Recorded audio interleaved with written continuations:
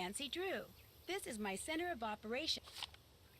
When Kyler Mallory called me from her home in London and asked me to be her maid of honor, I was a little reluctant. After all, I hadn't seen her since she stayed with us as an exchange student a couple of years ago. But when she told me the wedding is going to take place at an old family castle in Ireland, how could I say no? The wedding will be very small, but Kyler still needs help with all the final preparations, which means she'd like me to arrive several days early. So I'm going to fly to Dublin, rent a car, and meet Kyler at Castle Malloy. She warned me that the place is somewhat in need of repairs, whatever that means. And unfortunately, by the time I get there, it'll be night. But I've never been to Ireland before, and I've never even seen a real honest-to-goodness castle, let alone stayed in one. So the fact that it may be dark and run down just makes it more of an adventure. And you know me, whenever the question is who wants to go on an adventure, my answer is always, I do.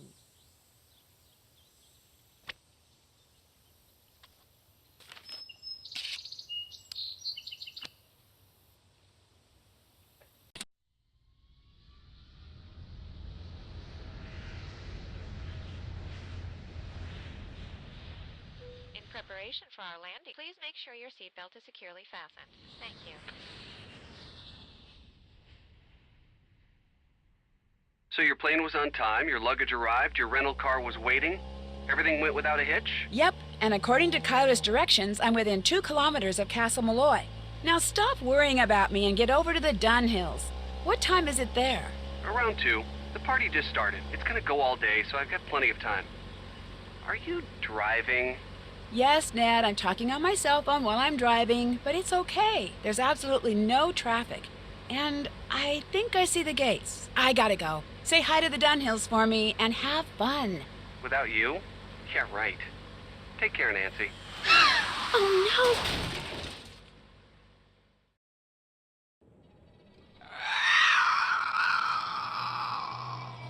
no! What was that?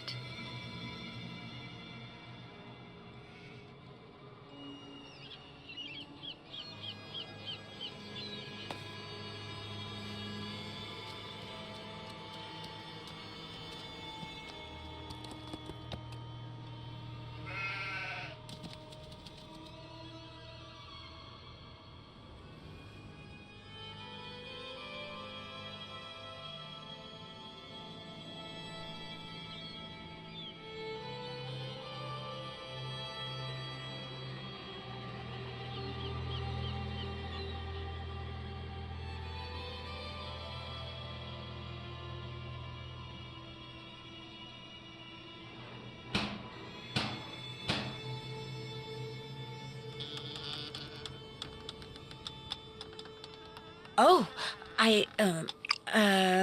hello. I'm Nancy Drew. I'm here for the wedding. The wedding's been called off, so go on back to where you come from. No, wait, please. My car's in the ditch by the gate. I can't go anywhere. Walk down the road to the inn then. Give me your keys and I'll see to your car in the morning. I left the keys in the car. Can I at least talk to Kyler? She's sleeping. No, wait. I came all the way from the States. You cannot stay here. Go to the inn, I said. Now off with you. Please, can I come in just for a minute? Hello? Are you there? Hello? There's somebody up there. I'll bet it's Kyler.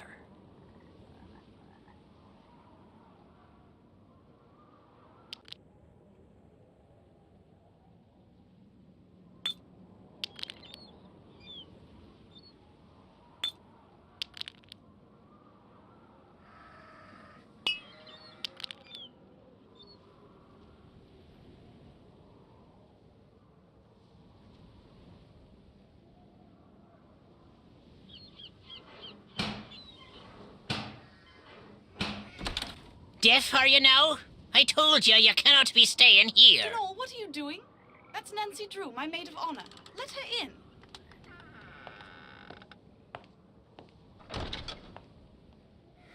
Matt's disappeared? How can somebody you came all the way out here with to marry just disappear? He hasn't disappeared for good. You have to understand, Matt's a bit of a prankster, and the wedding is still days away. You mean the wedding hasn't been called off? Absolutely not. He'll show up. Mind you, it may not be till I've started down the aisle, but he'll show, saying he just wanted to make this a wedding no one shall ever forget. Why did that man at the door tell me the wedding was off? That was the caretaker, Donald Delaney. Not Donald, mind you. There's no D at the end, so it's pronounced Donal. That's the way you're supposed to spell it, which is to say that's the way the Irish spell it. Proud of his heritage, huh? Indeed. Which would be tolerable if his love for the Irish wasn't accompanied by an abiding distaste for the British. Now, he rather likes me, but that's only because he considers me to be Irish, since I'm directly related to the man who used to own this place. When it comes to my British fiancé, Donal detests him, which is why he was so quick to tell you the wedding's off. He wants it to be off. He came right out and said, if I am to be married in Castle Malloy, it simply must be to an Irishman. Said my marrying a Brit would upset the fairy people, or whatever he calls them. You sure the wedding shouldn't at least be postponed? I'm telling you, he'll show. You see, sometimes I hear him. You know, his voice. It's very faint and muffled, but it sounds like he's calling to me, saying things I can't quite make out, teasing me, the lout. So I know he's somewhere close by. He'll be here for the wedding. I'd stake my life on it. Of course, I remember well your penchant for solving mysteries, so if you want to give this one a go, by all means do. You could start in the nursery. It's down the hall. That's where Matt had set up his cot and was spending most of his time. Find him, Nancy. Having my maid of honor ruin this silly vanishing trick of his would teach him a lesson he sorely needs. Someone ran out in front of my car on my way here and caused me to drive into a ditch. Are you all right? Me, I'm fine. My car and my cell phone, not so good. And I'm pretty sure whomever I saw dropped this. Looks like some kind of homemade doll. The clothes. It looks like Matt. And that's his ring. What did the person who dropped this look like? I didn't really get a good look. It was dark and I was distracted and it moved so fast. Frankly, I'm not even sure if what I saw was a person. Donal, the caretaker. When we realized Matt was gone, straight away Donal claimed Matt had been kidnapped by fairies. Which is, of course, utterly ridiculous. It was probably Matt himself you saw, tricked out in some costume and leaving that doll behind just to confound us. Well, I do hope he's enjoying himself, because as soon as we're married, that will be that. No more practical jokes. Ever. Does it bother you to be here all by yourself? Actually, Matt's best friend Kit Foley is here too. He set up a cot in the great hall downstairs. When did he arrive? We all came out together. Where does Mr. Delaney live? All I know is he comes at dawn and leaves at sunset.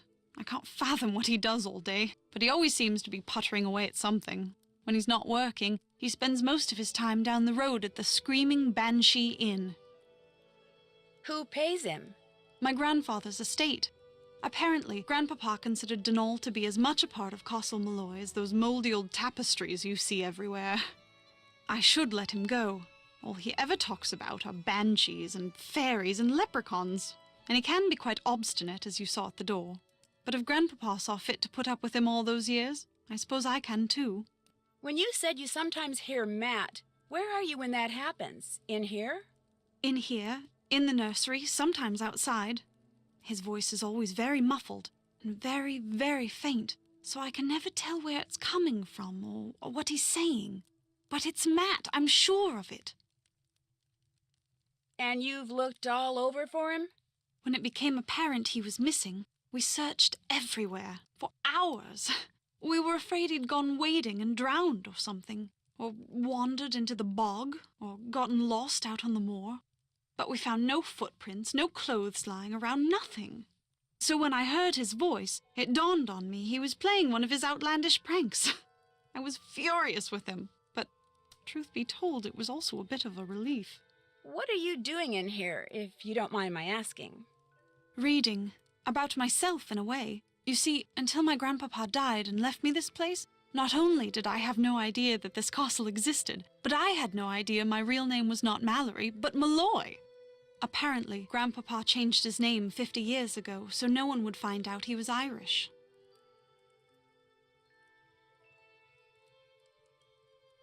Why didn't he want people to find out he was Irish? I think it had something to do with his brother, Brendan, the man who owned this place and was living here when it exploded during World War II. He was rumored to have been a double agent, supposedly doing top-secret research for the Allies, but in truth passing his findings onto the Axis. Not exactly a brother you want people to know about. If the rumors were true. Anyway, ever since I found out I'm a Malloy, I can't stop reading about Ireland. So many different people have populated this country at one time or another. The Celts, the Druids, the Gaels. It's all quite fascinating.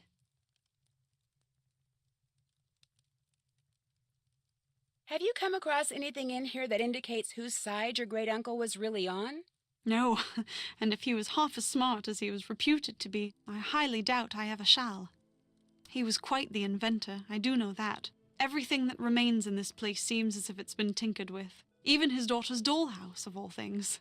I'll catch you later. The 5 months I spent living with you, your dad, and Hannah. And Togo, of course. That was a very happy time for me, Nancy. I can't tell you how thrilled I am you're here. I get to see you again, and I get to see Ireland? I'm the one who's thrilled, believe me. Let me know if there's anything else I can do for you. I'm your maid of honor, remember? I haven't forgotten.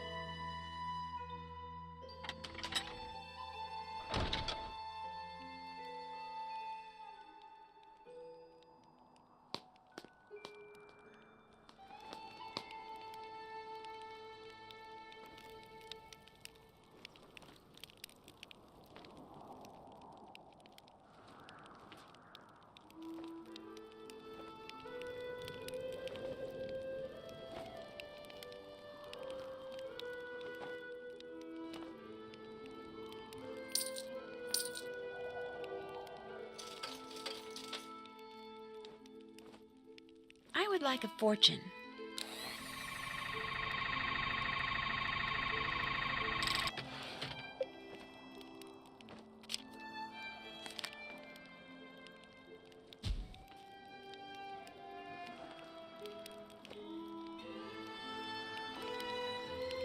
Hi, you must be Nancy Drew. I'm Kit Foley. Ignore the eye if you can. Walked into a door the other day. Looks worse than it feels. I'm a bit surprised you're still here, given the circumstances. I'm not sure I fully understand the circumstances yet. That's because you've only heard Kyler's version of what's going on. Or worse, that daffy caretaker's version. Either way, it's unlikely you've heard the truth. The truth being... Matt isn't playing a practical joke, and he hasn't been kidnapped by fairies. He got cold feet and left. It's as simple as that. Are you sure? Well, Matt didn't come out and tell me he was leaving. But hey, I am his best friend. I know him better than anybody. I mean, he loves Kyler, but she can be a handful. And he's no pushover either. Their relationship is so tempestuous, it scares him. She thinks once he makes a real commitment, everything will be fine. But he's not so sure. So he bailed. Without saying anything to her? I'm sure he'll contact her in another day or two. In the meantime, She's in a raging state of denial, and I, for one, don't see any harm in allowing her to stay that way. I seriously doubt he walked out on her for good. It's just that for Matt, marriage is way too much, way too soon. When or how did you realize that Matt had disappeared? Kyler and I went for a walk, came back, and the next thing I knew, Kyler was saying Matt was nowhere to be found. Where did you last see him? In the nursery. He always seemed to be in the nursery fiddling with things. Whenever I'd tease him about it, he'd always give me this impish little grin like he was up to something. When I checked the nursery and saw that Matt's suitcase and backpack were gone, it finally dawned on me that he had left and he wasn't coming back. Of course, by that time, Kyler had convinced herself that he was simply playing one of his practical jokes, and I couldn't bring myself to burst her bubble, so I didn't. How come you sound so American? Because I am American. My father's VP of International Sales for Krollmeister Incorporated. The company transferred him to London 15 years ago. I've pretty much lived there ever since. I just can't seem to pick up the accent. It looks like you're drawing something. Are you an artist? Me? Not hardly. I'm with a real estate development company. These are just preliminary sketches for a couple of projects we're working on. In other words, I'm doing homework.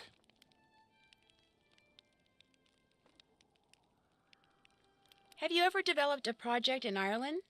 No, but it's just a matter of time. Especially if we got our hands on a tract of land like the one this castle sits on. Ocean view, easy commute to Donegal, bedrock foundation, readily accessible groundwater. That bog's a bit problematic, but a little sand, a little gravel, a little landscaping, voila! A cluster of 6, maybe 8 luxury homes amid a park-like setting that would sell like lightning. Do you think I could borrow your lantern? No, I don't. Sorry.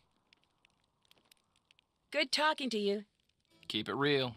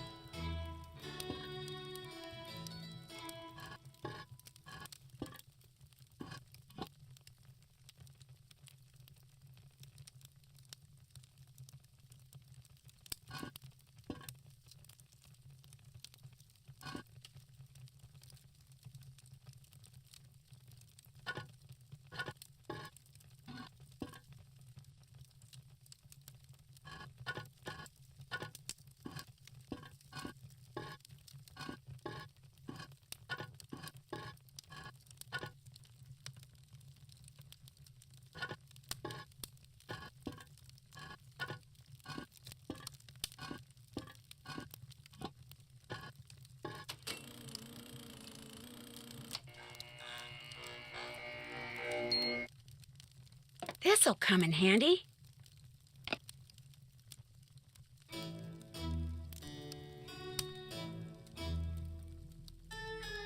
Whoa, that would have been quite a fall.